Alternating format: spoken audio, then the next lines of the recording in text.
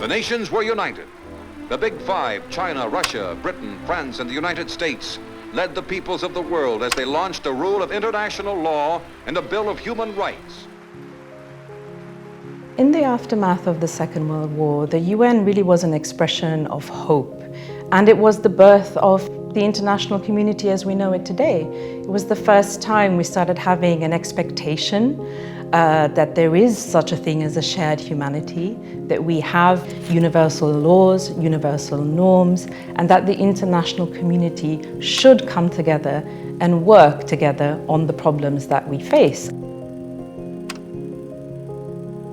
I think to people it represented the idea that this is something that is a global project and that everyone has a stake in. I think that is probably the biggest achievement of the early years, creating those expectations that the UN and states and people have tried to live up to ever since.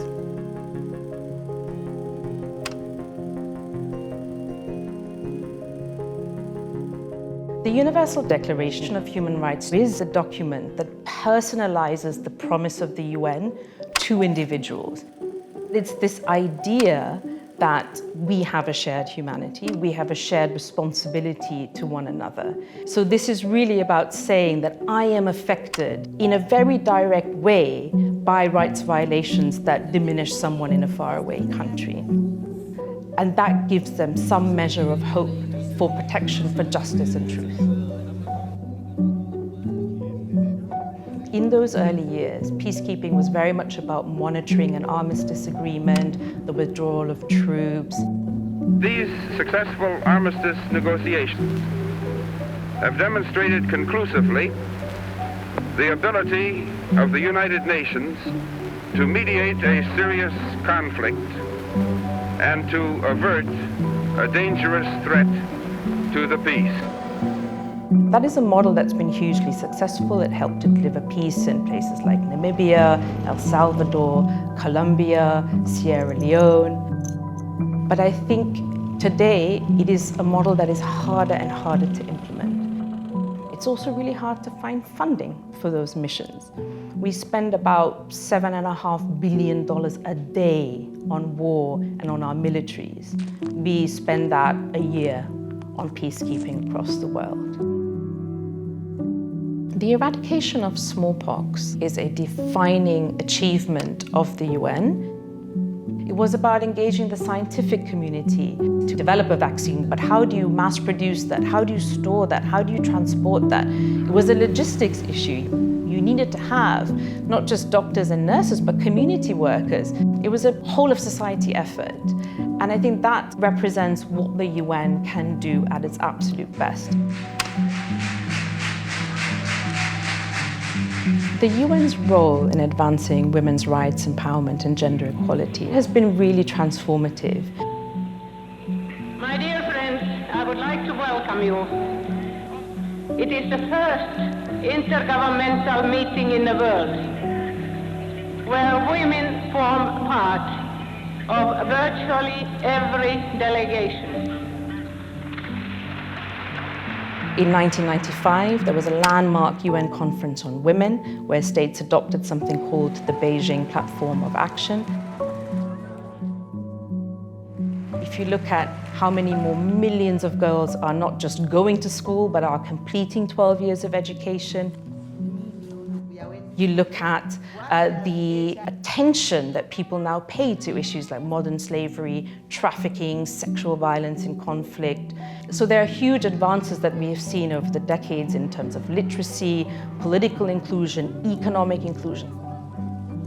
I think it's been really transformative.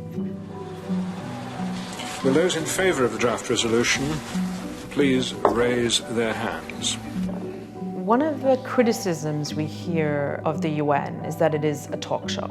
I actually think that's one of its most important functions. This is one of the only spaces where countries can continue to come together and interact, regardless of how terrible their bilateral relations may be or whatever issues they're facing. It forces them to come together. And I think that prevented, on a number of occasions, things from getting very, very bad, probably prevented some kind of nuclear confrontation. The fact that the Cold War remained cold is something that we can credit the UN with. We stand ready to take the next steps down the road of cooperation through verifiable arms reduction.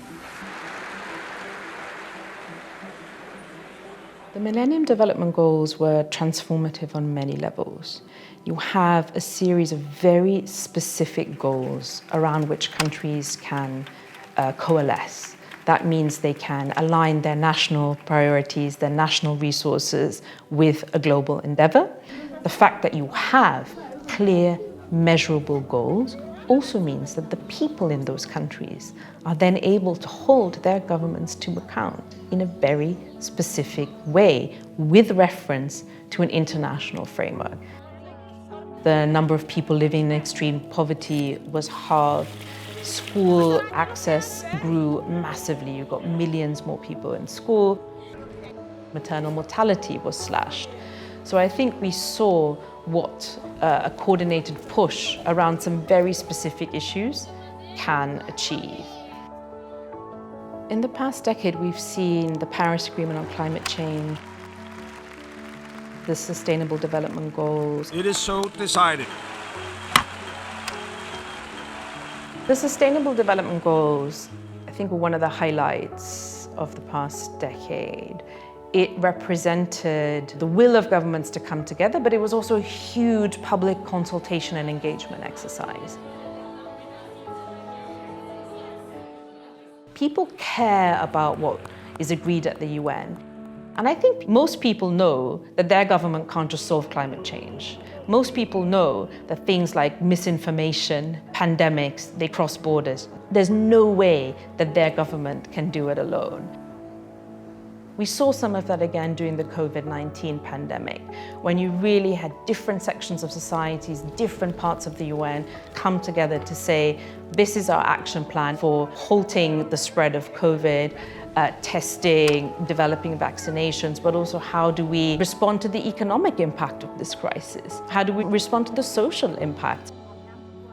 So again, I think it was a really good example of what the UN can achieve. And as long as the need is there, you do need to have an organization like the UN that can work not just on these individual issues, but actually look at the links between them.